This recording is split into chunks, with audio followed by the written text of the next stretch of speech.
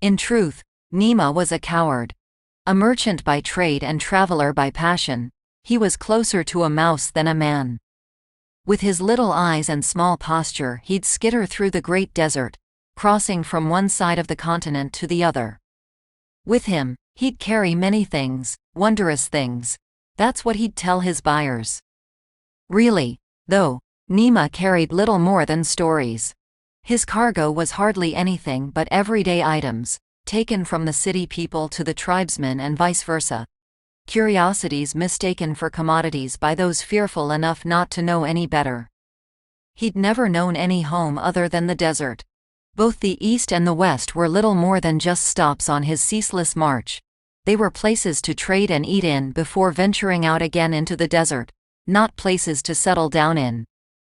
So with this ideology in mind he traveled, all across the continent, all across the known world.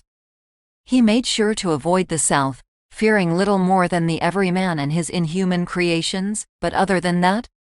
He was a free spirit, so he walked wherever he pleased. Still, he felt most at peace when he and his steed walked across the desert. It was a harsh home, but it was always there for him, no matter the circumstances. Nima knew that even if the rest of the world went up in flames, the desert would always be there, always waiting for its little hooded man and his donkey. It was almost like a holy pilgrimage, for him, to walk through the desert. Like a son coming back to his home, he'd smile whenever he felt the warm sand all around his sandals. For Nima, the warmth of the desert's sun was almost like a mother's embrace.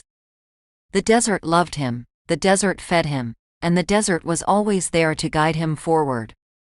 And soon enough, the desert would change his life. Most months Nima would cross it. The road across the desert was simple. After so many years out in it, he'd learned it by heart. Each of its valleys and dunes was little more than a memory he needed to unearth to remember. But one day, perhaps by the will of the gods or just pure chance, a sandstorm crossed his path. At first he tried to wait it out, thinking it was just a matter of a few hours. But when hours turned into days and his supplies started running low, he decided he had no other chance. With a heavy heart, Nima walked face first into the storm, ready for the hardest journey of his life. For what felt like weeks, Nima wandered the desert, all of its familiarities turned alien by the raging storm. He had half expected to still make out parts of it he would recognize, despite the extreme conditions, but he soon realized that his path was gone. Detoured by a force he couldn't fight, for the first time in his life, Nima was lost in the desert. With little more than a drop of water left, he lay down on the ground, ready to surrender, ready to accept his defeat at the hands of the elements, ready to cease in a place he had called home for so long. And that was when he saw it. Before his eyes rose a great building, a structure similar to those he'd heard of in the legends. Half buried in the sand, it towered above the dunes, its gray, imposing structures unmistakable for anything but a situ. He'd heard stories of them many times when he was a child, the dwellings of long-gone gods, full of wonders and fears, never to be accessed by men lest they wished to feel the wrath of gods. To enter a situ was a declaration of either insanity or pure stupidity, but Nima had no choice, not really. It was either dying out in the desert or crossing sacred ground. So with a heavy heart he entered through, ignoring the still burning magical symbols that surrounded the building. Inside, Nima found many things, wondrous things that, if he just wanted to, he could sell for enough gold to never have to work another day. He thought it a blessing by the gods, a sign of recognition for his devotion to the desert. He thanked York and Caliph, dry tears going down his eyes. Had he simply taken the goods and walked out, the rest of his life would be spent in peaceful luxury, beyond his wildest dreams. But something deep inside the place beckoned him, ever so tempting to come closer, to see if there was anything even more valuable down inside the bookshelf-ridden crypts of the situ. And there, buried beneath centuries of dust, sand, and rotting planks, he found the greatest treasure of them all, knowledge. The book stank of death. Nima didn't know the old language, but even then he could recognize the words written atop it. Deep down he knew that the Codex Tenebra was a secret beyond his mortal reach, a terrible and disgusting thing better left buried, better left for the absent gods. But still, in spite of his own better judgment, he reached for it and the wonders it contained. For all his life, Nima was a nobody. He'd spent 4 decades of his existence slowly dying away, lying to himself about his purpose. He knew that the second he touched the book, he knew that it could change things, gift him with power, and give him everything he'd ever wanted. So he took the book and ran, never looking back at the C2 or the rest of its secrets. Nima wasn't a learned man. He knew how to note and use numbers. It was imperative in his trade, but words were always beyond his reach. Still, he had no issue decoding the secrets written within the codex. When he looked at the myriad words contained within, he felt like he had always known the old language by heart, as if he had been born with the ability to decode the speech of gods. So for days and nights he'd read, studying the forgotten knowledge of a world that wasn't his donkey always bravely carrying him forward. And within the tome he found magic. At first it was little more than small wonders, parlor tricks shown to children by the campfire. With the book's directions, Nima learned how to spark fires and redirect winds, how to bend earth and command water, how to make himself invisible to the naked eye and move faster. Nima still was the same merchant he'd always been, but now he could be clean, he could be efficient. His journeys across the desert took little more than a day. Now, his caravan covered in a bubble of sand and hot air that protected him from any and all dangers. With his new skills, Nima traveled the world like he had never before. He went from village to village, showing up on a donkey with fire in his hands. A messiah by pure chance, Nima would use the now godlike treatment he was given by the people of the continent to its fullest. He didn't know hunger and misery with his new skills, always able to put on a show or defeat a bandit to earn what he needed with his little tricks. And with that safety wherever he went, Nima got bold. Bending the ocean to his will, he crossed the waters up north, visiting shattered islands beyond the horizon. He swam towards the south, beyond the Everyman's domain, and arrived at the cold border of the mortal realm, where no soul treaded and no life could flourish. He'd go from one side of the known world to the other in just a matter of minutes, breaking the fabric of reality with his own hands, just like the book had told him. Just like the gods had done, then. Just like Nima did, now. But soon, Nima grew bored. He had seen the whole world and its many wonders and horrors. After a few years, there was no part of the continent that didn't know the story of Nima, the desert sorcerer, messiah of trickster gods and demons. There was only so much that he could see, only so much hospitality he could receive as a messenger of the gods. In time, everywhere he went he'd get greeted by monotony, a familiar landscape no matter the place. The continent grew to be mundane, and so did Nima's days. A life once spent traversing the wonder of the known world was now little more than a journey Nima wouldn't care for. A mundane and lifeless march without a purpose, a pilgrimage without a destination. So Nima reached further inside the codex, willing to imbue his existence with the wonder he'd grown so addicted to. At first it was still little things, dead rabbits sacrificed on altars of power, the life of animals he still was planning on eating given to a greater cause.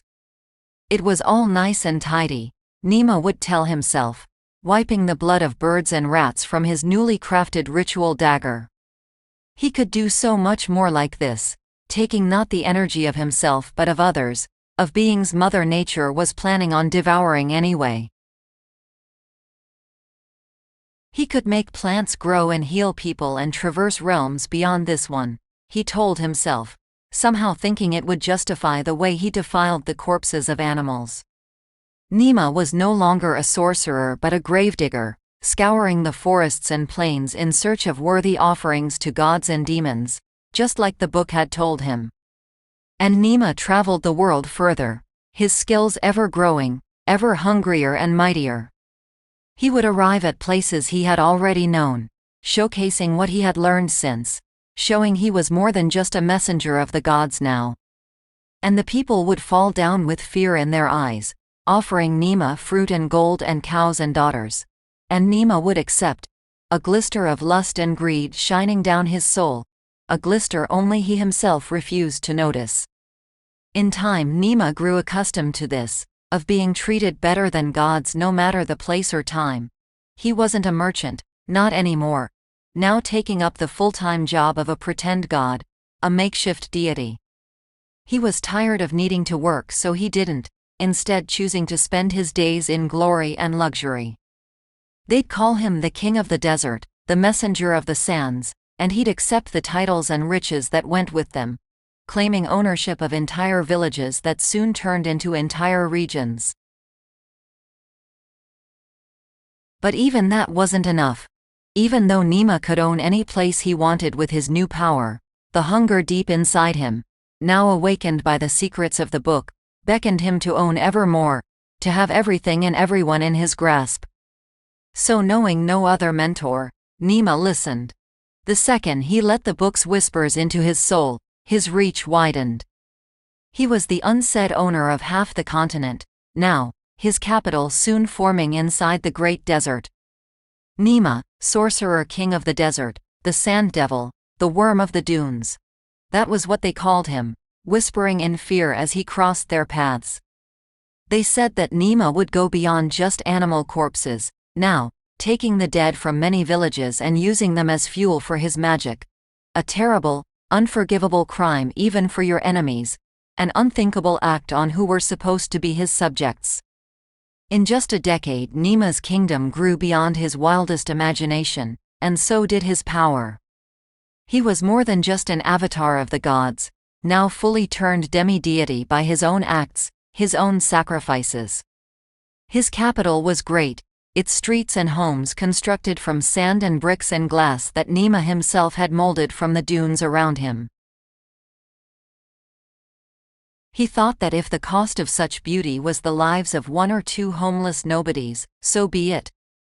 Least they could do was to sacrifice their insignificant little existences to the ever-growing might of Nima's desert. But even that was little to the hunger inside Nima. Even with land and air and sea conquered, the world he could now own was nothing to fuel the burning pit inside him. So he reached to the only place he still hadn't made his, the vast and great underground. There he found new lands and new peoples, tunnels occupied by folk who looked like moles and frogs, caverns inhabited by walking stones and talking lakes, owned by great ape-like furmen, even their own mage kings bowing before Nima's new might. He took more and more until there was no place in the continent that wasn't somehow his property, his slave under a chain formed of old magic and naivete. For 101 years Nima ruled over as the Desert King, his vast empire stretching far from the heart of his first home. Brought forward before him were thieves, conspirators, and beggars, what little life remained in their pathetic forms taken by Nima for himself, to ever widen his existence. Just like the book had told him. Just like it had guided and instructed him, ever whispering into his little ear, ever telling him of what more he could have. Even as he owned the world, the man who had once been but a merchant looked upward, far beyond this reality, far into the realm of the gods above. He looked where no man had gone, where no man was ever supposed to go. He looked at the kingdom of his masters and within it saw something he was still yet to own. So Nima decided to wage war against the gods. He devised a plan, a terrible scheme meant to consume the sun and moon and make them give him the power to take the gods one-on-one. It was the Codex's final instruction, its last temptation written in blood upon its wretched pages. A sacrifice of Nima's whole capital, all of its myriad citizens gutted upon an altar of power. A ritual worthy of the soon-to-be god-killer. Without hesitation, Nima plunged his dagger into his people and ascended upwards, shouting a challenge into the heavens. And the sky shook, hearing Nima's voice, empowered by the lost souls of 1,000 dead men. It shook, and with it shook its gods, their attention brought to the tiny man who thought himself equal. They didn't hesitate to strike back. In an instant too quick for Nima to notice, from the kingdom above him came the guardian spirit of godkind Isel, the warrior of time, the warden of continuity, the vanguard of the stars.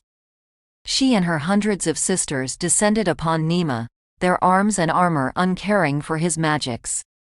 It was a bloody battle, a brutal war in heaven, but in the end, when all was said and done, Isel and her sisters emerged victorious, their weapons driving Nima to fall back to the ground.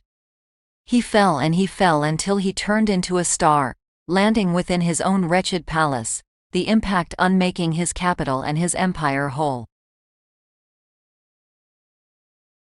But Nima lived on, his life still perpetuated by the years of sacrifices he had stolen from others. Now, more than 100 years later, it is said that Nima, or what little remains of Nima, still lays within the ruins of his palace, still clinging to the tome that was his blessing and his undoing. But the tome isn't there. Taken by Isel and her kind, it lies contained beyond the mortal realms, so that no man may ever use it again, never again allowing for mankind to be chained by an unjust king. But Nima, the cosmic jester of his own making, a self-fated demigod of failure. Some say that when you cross the desert, you can still hear his moans and cries upon the wind. Burdened by immortality given to him by the Codex, he lies in his own ruins, somewhere deep inside the great desert. He lies and he screams, once again more animal than man, his once mighty body turned into a powerless husk. And nothing beside him remains.